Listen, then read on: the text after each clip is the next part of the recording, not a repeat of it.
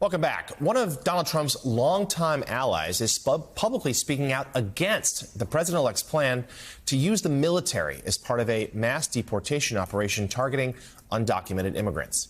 Republican Senator Rand Paul of Kentucky expressed his opposition to the plan yesterday in an interview he gave on a cable show.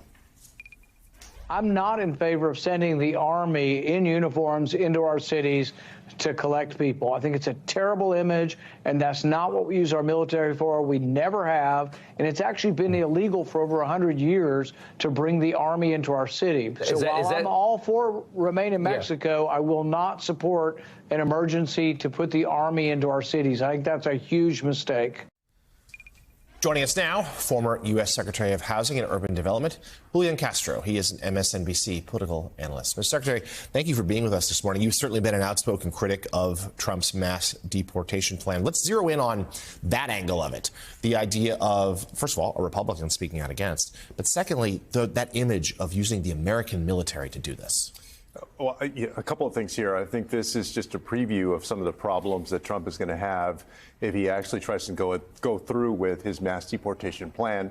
Rand Paul makes a very good point. This is not what we use the military for, and I wouldn't be surprised if there are other Republicans who agree with him there. Secondly, I think this issue of mass deportation, as much as it was polled before the election and you had some support among the public, the difference between that in theory and Americans actually seeing that in living color on their TV, on streaming, and every way that we get our visual images these days, I think that public opinion would very quickly go against this kind of plan. Well, that's the idea. I've heard so many Democrats say exactly that. This idea that's pulling your neighbors out of their homes, children out of school, that will look very different than just sort of a vague promise on the campaign trail. Yeah, I think it's easy for people when they're answering a polling question, if you just ask them impromptu, should everybody get deported who's not here legally in the country, But when you see the effect of that and people realize that it's not just somebody that came across yesterday that's seeking asylum, it's somebody that has been doing their yard work or, goes to the same church or their kids go to the same school. It's much more deep and personal than that. And I think folks are going to recognize that if Trump actually tries this. And I think that it's going to be dead on arrival if he tries it. Yeah, I mean, there's certainly very personal reasons, as you just said, but there are also economic reasons. I know you've voiced some concerns. How would you see, were he to carry out this plan, what does that do to the nation's economy? I mean, this would decimate the American economy. There are a number of industries that are absolutely reliant on undocumented immigrants, whether people like that or not. Those are just the facts. Whether you're talking about the construction industry, the agricultural industry, meat packing, any number of other industries. Hospitality is another one. And so as Americans, I don't think that we've fully grappled with the reality of what undocumented immigrants mean to the United States, what they produce for our economy, how reliant we are. And again, people can like that or not like that, but those are the facts. And Donald Trump coming in, trying to do mass deportation would not only be, I think, personally, humanly cruel, but also would decimate the American economy. And there's certainly a theory out there that some business leaders might warn Trump that could happen. And we know how much Trump cares about their approval and potentially the stock market. But setting that aside, were he to just continue to forge forward with this plan, what do you see, if anything, that, Democratic or Republican, whether it's mayors or governors, local officials, is there anything that can be done to sort of stand in the way? Yeah, I think there's going to be a lot of pushback. And look, there's a blueprint for that pushback that we saw during the first Trump administration and that we've seen before.